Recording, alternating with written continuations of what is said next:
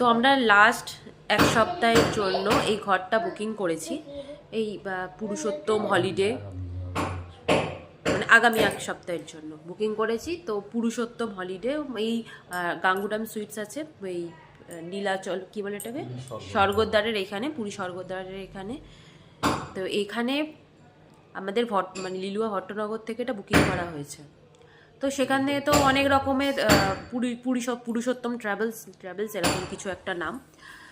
তো কি হয়েছে, তো ওখান থেকে যখন আমরা বুকিং করেছিলাম তখন আমাদেরকে বলেছিল যে অনেক ভালো রুম, যেটা সবাই বলে অনেক ভালো রুম আছে, আপনারা গিয়ে দেখুন, খুব ভালো। তো আমাদের 2টো রুম বুকিং করা হয়েছে, 1250 করে এরকম বুকিং মানে ইয়ে নিয়েছে, মানে এক একটা ঘরের এক এক দিনের ভাড়া নিয়েছে। তো ফ্রি ফেসিং রুম আছে, তারপরে ব্যালকনি আছে, সব কিছু আছে। তো ব্যালকনি কি আছে সেটা তো আমরা এসে তো দেখলাম, কোনো একটা সুযোগ সুবিধা তো কিচ্ছু নেই। আমরা যখন ঢুকছি, একটা যে রিসেপশন করবে মানুষকে, যে লাগেজ নিয়ে যাওয়া, যেগুলো নর্মালি করে, সেরকম তো কেউ নেই। আমরা নিজেরাই লাগেজ সবাই তুললাম দোতলার মধ্যে। তারপরে সিঁড়িটা একদম সরু, কোনো মানে ধরার পর্যন্ত জায়গা নেই। একজন মানুষ আরাম মানে কী বলবেন, একজন মানুষ উঠলে আর একজন মানুষ নামতে পারবে না। তারপরে লাগেজ নিয়ে যাচ্ছে, কিছু ধরে যে উঠবে সেই ধরার মতো কোনো স্পেস নেই, কোনো জায়গা নেই। তো এরকম করে আমরা উঠলাম।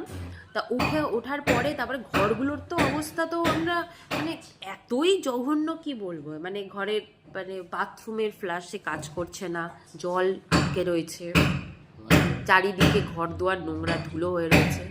তো আমরা যখন মানে যে যার কাছ থেকে বুকিং নেওয়া হয়েছে তাকে যখন আমরা বললাম কথাটা, তো সেখানে কি বলে যে হ্যাঁ আপনারা বাঙালি বলেই এই জন্য আমরা দিতে চাই না, আমরা চেনাজোনা মানুষ ওই জন্য দিতে চাই না। কেউ তো মানে কথাটা হচ্ছে যে কেউ তো কোনো কমপ্লেন করে না, আপনারাই কমপ্লেন করছেন, এরকম ব্যাপার।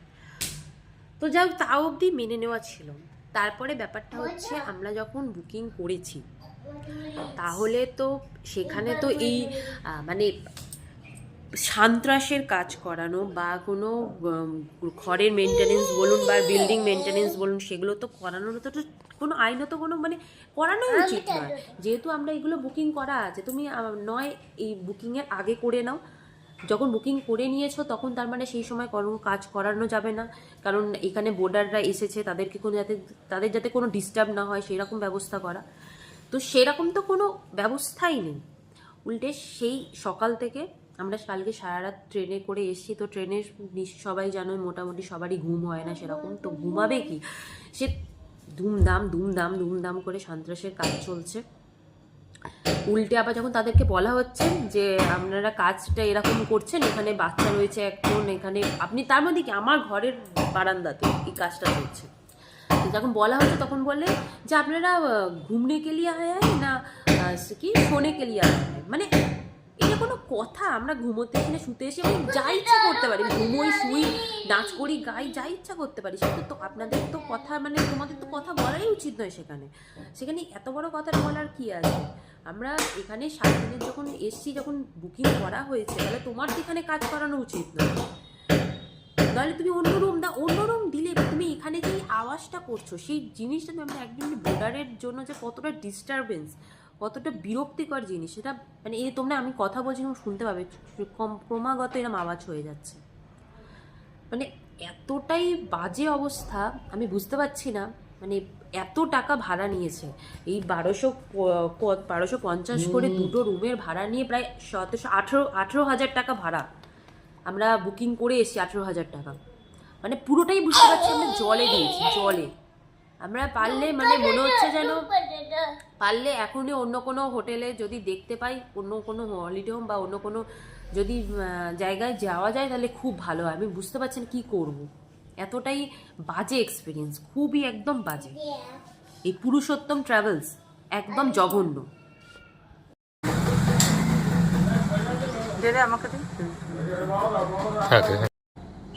এই যে আমাদের বারান্দার অবস্থা, এটা নাকি আমাদের ঘরের ব্যালকনি থেকে সি ফেসিং ব্যালকনি। এই যে সি দেখা যাচ্ছে, দেখতে পাচ্ছ তোমরা সি? আমি তো কোথাও দেখতে পাচ্ছি না, তোমরা যদি দেখতে পাও অবশ্যই জানাবে। এই যে সি ফেসিং ব্যালকনি।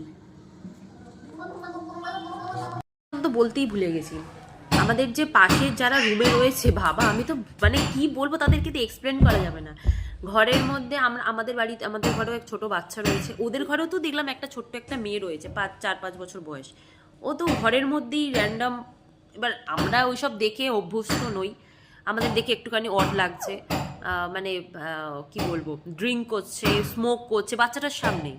এবং তার সঙ্গে কি মানে ওই খাবার দাবার যেগুলো খেয়েছে সেগুলোকে বাইরে ডাস্টবিনে ফেলে রেখে দিয়েছে। ওপরে দোতলার মধ্যে কুকুর এসে ওই ডাস্টবিন থেকে খাবার খাচ্ছে, পুরো বারান্দা ছড়িয়ে নোংরা করে রাখছে। মানে কি বলবো, মানে হোটেলের কোনো মানে কেউ কোনো কিছুই বলার নেই, করার নেই, যে যেমন ইচ্ছা তাই করছে, কেউ দেখার পর্যন্ত নেই। এতটাই বাজে, বাজে, একদম বাজে।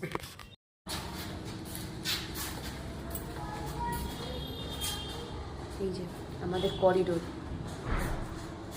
কি অবস্থা, কুকুরে এসে এইসব কিসব মদ চাও কিছু খেয়েছে, এইসব পুরো ফেলে ছড়িয়ে রেখে দিয়েছে। এই হচ্ছে আমাদের করিডোর, এই যে করিডোর আমাদের।